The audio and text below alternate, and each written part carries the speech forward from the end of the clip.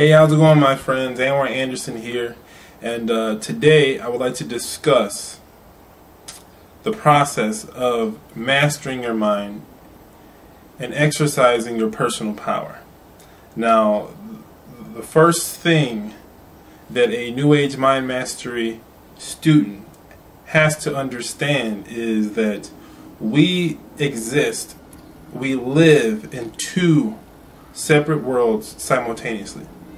Not one, but two worlds. The first world is the outer world. Now, the outer world is the world of circumstances and situations. The second world is the inner world. The world of our thoughts, our feelings, our emotions, our beliefs, our values. So there's two different worlds.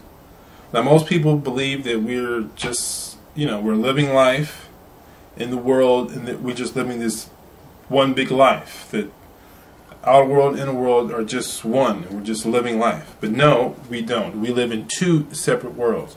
And to give you a good example of this, let's use, for instance, when you're driving your car, if you're going to work or coming back from work, or you're going to the grocery store or wherever you may be going, this is a perfect example of you being in two different worlds. Now, the outer world, you're driving your vehicle, you're listening to the music, you're in the car, you got the seatbelt on, the doors, the windows, all the physical material things that you can see is the outside world. Now, in the inner world, you can be wherever you want to be. You see, majority of the time when we're in our cars, we're on automatic, where our subconscious mind takes over, and we're driving the car because we know how to drive the car. We know what to look out for, the light, the signals, and all that stuff. So we don't have to consciously be there. Our subconscious takes over just from habit and repetition. So in our inner world, let's say you're listening to the music, you're listening to your favorite song, slow song, or it's a groove or whatever, you're ready to party. You're visualizing, being at a party, you're having a good time, or if it's a slow song, you're daydreaming about that special somebody that, you want to get close to, or that you have been close to, and you're just kind of, thinking about it. But you're not there consciously driving the car. You're in two different worlds. Or you could be thinking about, what happened at work. Your boss might have pissed you off, or someone said something to you, or you're trying to figure out a problem with a project that you're working on. Or you may be on your way home and you're thinking about what are you going to cook for dinner. You know what I'm saying? We're in two different worlds. Two, not one. Two.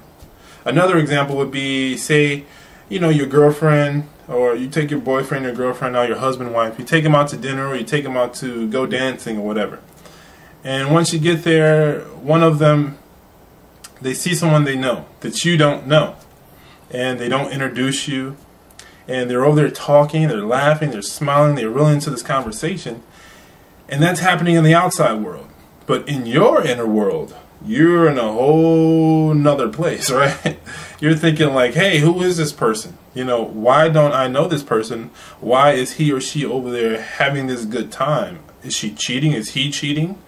Or you just go nuts. You're creating this whole situation that, 90% of the time is not even the actual situation. You're making something out of nothing. Maybe they just didn't think to, introduce you, whatever. But you're in two different worlds at that time. And that's what you must realize. Most people go through life in total reaction to outside stimulus their whole life. Like confidence. Let's use that for an example. Confidence. We all want to be confident, right? But confidence doesn't exist in the outside world. I mean, can you go to Let's say, can you go to Walmart? Can you go to Walmart and get a box of Confidence on sale? No. You can't. It doesn't exist in the outside world. Worry, fear, they don't exist. You can't pick up a nice piece of fear and toss it in the lake. It doesn't exist. Happiness, joy, peace, peace on earth. We all want to see peace. But they don't exist in the outer world. They don't exist outside yourself. They're all part of the inside world. Your consciousness, your thoughts, your beliefs about yourself, your perceptions, your values. They exist only in the inner world. A good example that I like to use is the media, because, you know, we all learn to watch the news and, you know, kind of believe what the news tells us. But now we're understanding that, you know, they're dishing out this propaganda, and the thing is, the power behind the outside world is that once we internalize the information, it will dictate and determine our behavior. We become these patterns of reaction. Like the media, for instance. The media, we can watch the news and they can say, oh, the crime rate's going up, and, you know, these type of people are doing this. Or, like, for instance, the 9/11 thing. You know, every Arabic American now is stereotyped like they're a terrorist. And it's a shame. I live in Michigan. I actually live right next to Dearborn in Dearborn Heights, the largest population of Arabic Americans in the United States of America. And I see, you know, these people get stereotyped by others like they're all terrorists. I feel bad, you know, for Arabic Americans that have to go into an airport and get on a plane, because all eyes are on them because of this incident. Because, you know, someone with, you know, that looks like them were placed on the news for the world to see, and we internalize that, embody that, believe it, and our actions and our behaviors begin to mirror what the outside world suggests, and we begin to fear one another. That's why we fear each other, because of things like the news. That we have this fear that we live in this world of just killing and destruction, and that's not always the case.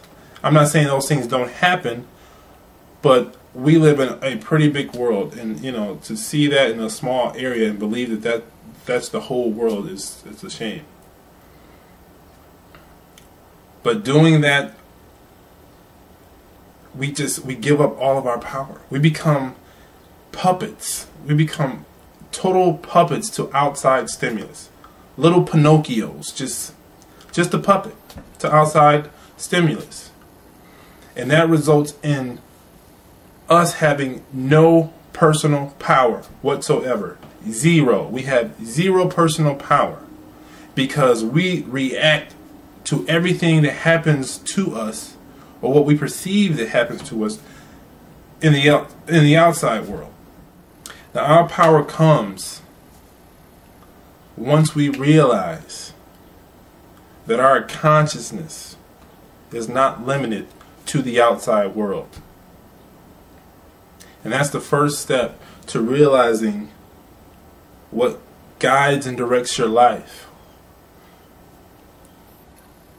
And you have to understand that you exist in two different worlds.